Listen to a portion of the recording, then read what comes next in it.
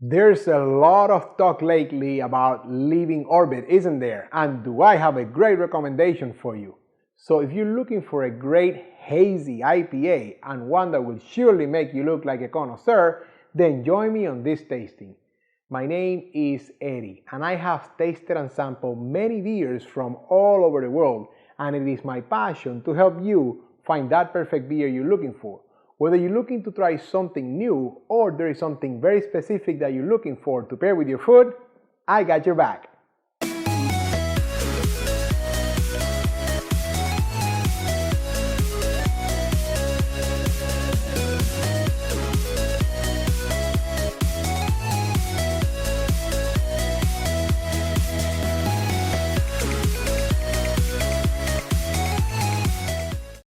Welcome back, beer lovers.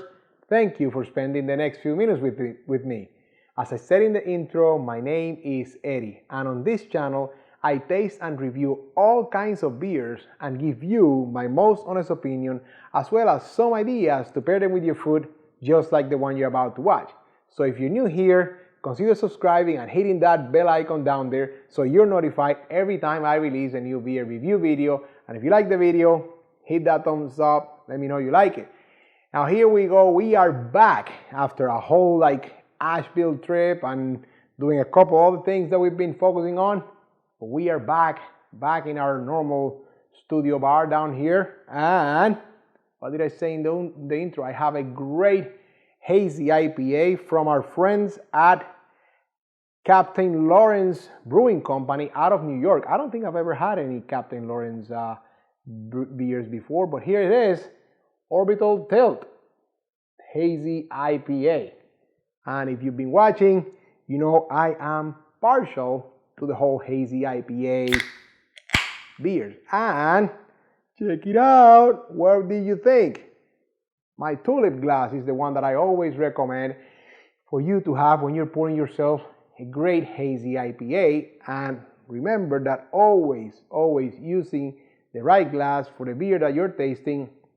It's a great way to show your beer connoisseur chops, as they say, right? So, check out the description below. See how you can get your own set of Beer Connoisseur TV glasses.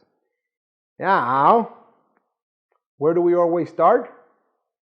Appearance, right? And more importantly, the 3 C's of appearance, which are color, clarity, and carbonation. That is right, my friends.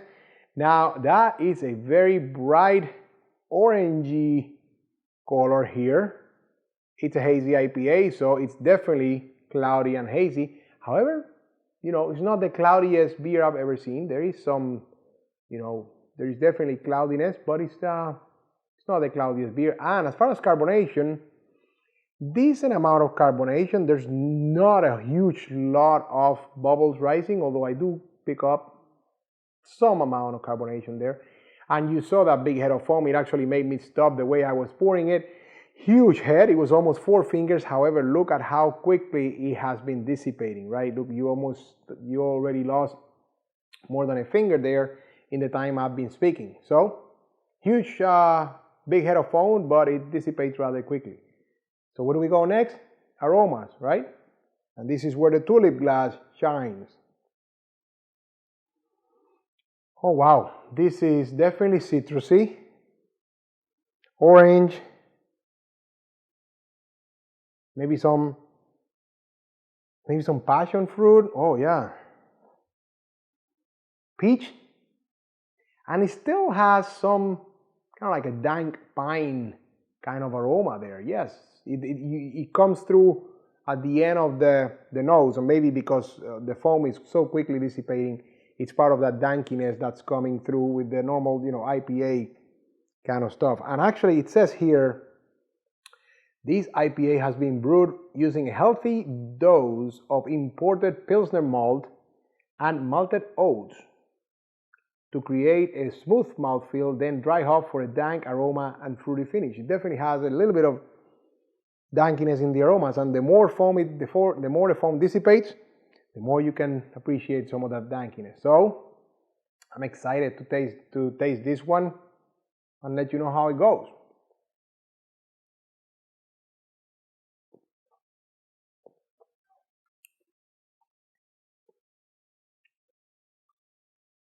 Well, I'll tell you the truth. It is a definitely very smooth Hazy IPA. It starts kind of like citrusy bitter at the tip of the tongue, not necessarily IPA bitter, kind of like more like a grapefruity beer. And then you get some of those kind of like passion fruit tones, maybe even a little hint of that peach, almost like very, very raw peach. So it's, you can feel that a little bit kind of like a little bit past its point, but it's, it's fermented in the beer. So, but you can feel some notes of that towards the middle. And then the end, it's kind of spicy and maybe even more grapefruity towards the end.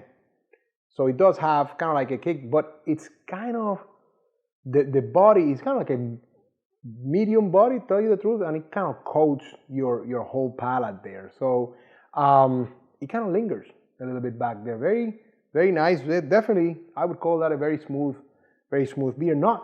And the cool thing is, none of these flavors was like overpowering the other. It was kind of like well balanced throughout. And that all becomes important when we go to the next part, which is the part that you come to me, the part that I think enhances your beer connoisseur skills, which is the food pairings, right?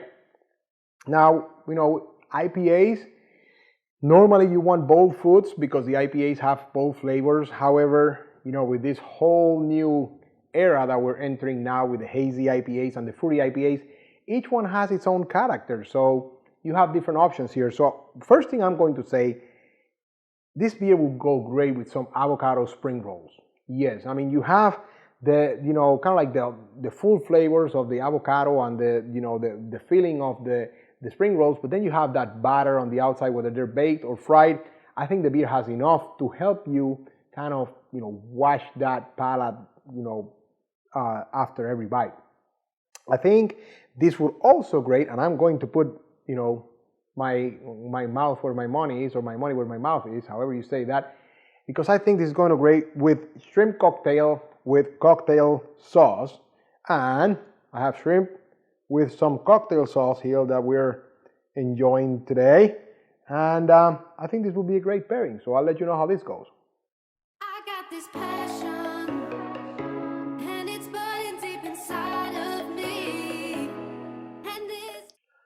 Oh yes, very good. And that sauce that has kind of like the horseradish, right? That's one of the main ingredients in that cocktail sauce. You can get them a little bit milder. This one is definitely on the tangy side. It has a lot more of that horseradish flavor, and this beer was perfect for that. It kind of really kind of harmonized with it, but also cleansed my palate, and I'm ready for the next one. So that was a great winning pairing there. And I think this beer will be great for some shredded pork tacos, kind of like pulled pork tacos with some corn salsa. Yes, that will also go great because the beer has enough flavor. It is actually, I wanted to say, it's about 5.9 alcohol by volume. So it does have some boost there to help you, kind of like clean some of that. But I think we'll definitely go great with that. And finally, as far as cheese, I think a great pairing would be Monterey Jack cheese, because spicy cheese will go great with this beer. So you can always trust me to leave you a great recommendation as far as the dessert pairing, and go ahead, open the description below. That's my gift to you. That concludes today's lesson, but not before I ask you, have you had Orbital Tilt from Captain Lawrence before? What do you think? What are your thoughts? Leave me some comments below. That's the part I love the most, is to engage with you as we all, continue learning from each other. So there you have it, my friends. I hope I have helped you increase your beer knowledge today as we all continue on this journey of becoming beer connoisseurs. And I encourage you to be on the lookout over the next few days when I release my next beer review video. And until then, enjoy!